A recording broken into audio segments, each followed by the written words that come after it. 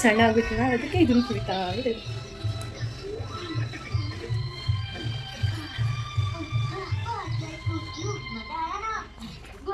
Hi, ಎಲ್ಲರಿಗೂ ನಮಸ್ತೆ. ಅತಿ ಸುಲಭವಾಗಿ ಆಗುವಂತಹ ವೆಜಿಟೇಬಲ್ ಪಲಾವ್ ಮಾಡುವ ವಿಧಾನ ಹೇಗೆ ಬನ್ನಿ ತೋರಿಸ್ತೀನಿ.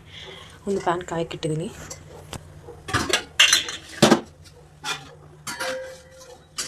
ಸ್ವಲ್ಪ ಎಣ್ಣೆ ಹಾಕಿದ್ದೀನಿ. ನನ್ನ ಮಗಳಂತೂ ಪಲಾವ್ ಅಂದರೆ ತುಂಬ ಇಷ್ಟ. ಅಮ್ಮ ಪಲಾವ್ ಮಾಡು.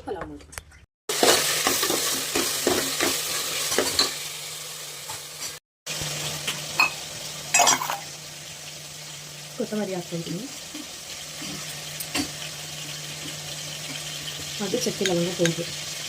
ಆದಷ್ಟು ಚಕ್ಕೆ ಲವಂಗ ಪೌಡ್ರು ಮಾಡಿಟ್ಕೊಂಡ್ರೆ ಆರಾಮಾಗಿ ಪಲಾವ್ ತುಂಬ ಟೇಸ್ಟಿಯಾಗಿ ಬರುತ್ತೆ. ಆಲ್ಮೋಸ್ಟ್ ಟೊಮೆಟೊ ಬಾತಿಗಾಗಲಿ ಪಲಾವ್ಗಾಗಲಿ ಮೈನ್ ಚಕ್ಕೆ ಲವಂಗ ಪೌಡರ್. ಬಿರಿಯಾನಿಗಾಗಲಿ. ಈಗ ಟೊಮೆಟೊ ಸೇರಿಸ್ಬೋದು. ನಾನು 2 ಟೊಮೆಟೊ ಹಚ್ಕೊಳ್ತೀನಿ. ನೋಡ್ತೀನಿ.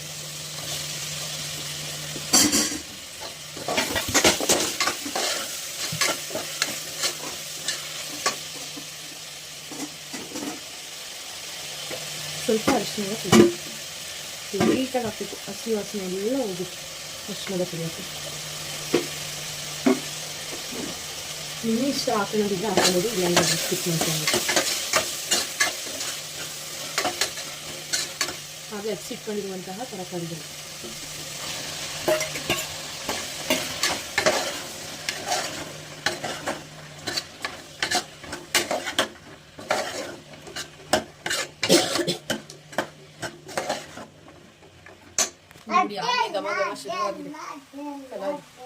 ನನ್ನ ಮಗಳು ಫುಲ್ ಖುಷಿ.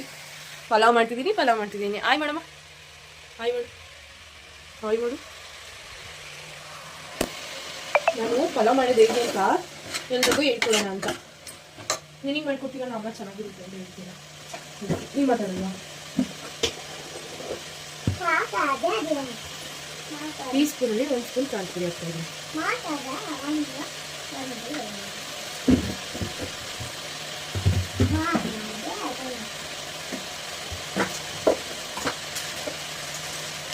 ಸ್ವಲ್ಪ ಚಿಕನ್ ಮಸಾಲ,